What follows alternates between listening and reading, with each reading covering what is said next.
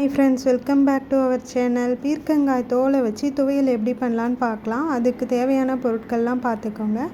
ஒரு பேனில் ஒரு ஸ்பூன் ஆயில் ஆட் பண்ணிக்கோங்க. அந்த ஆயிலில் ஒரு நீல காஞ்ச மிளகாயை நல்லா ரோஸ்ட் பண்ணி எடுத்துக்கலாம்.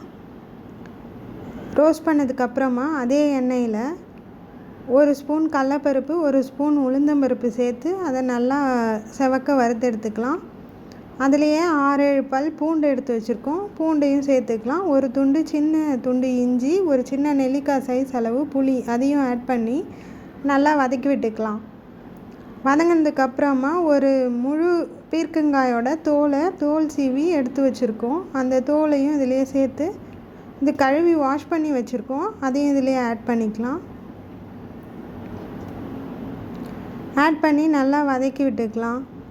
அந்த தோலோட நிறம் மாறுற வரைக்கும் வதக்கிக்கலாம். இதுலேயே தேவையான அளவு நம்ம கொஞ்சமாக பெருங்காயத்தூள் ஆட் பண்ணிக்கலாம்.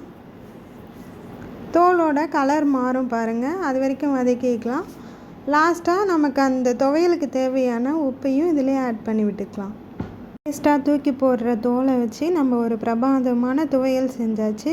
இது தயிர் சாதம், சாம்பார் சாதம், ஒயிட் ரைஸ் எல்லாத்துக்குமே சூப்பரான சைட் டிஷ். நம்ம சேனலில் இந்த வீடியோ பிடிச்சிருந்தால் லைக் பண்ணுங்கள், ஷேர் பண்ணுங்கள் அண்ட் சப்ஸ்கிரைப் பண்ணுங்கள். நீங்களும் இந்த ரெசிபியை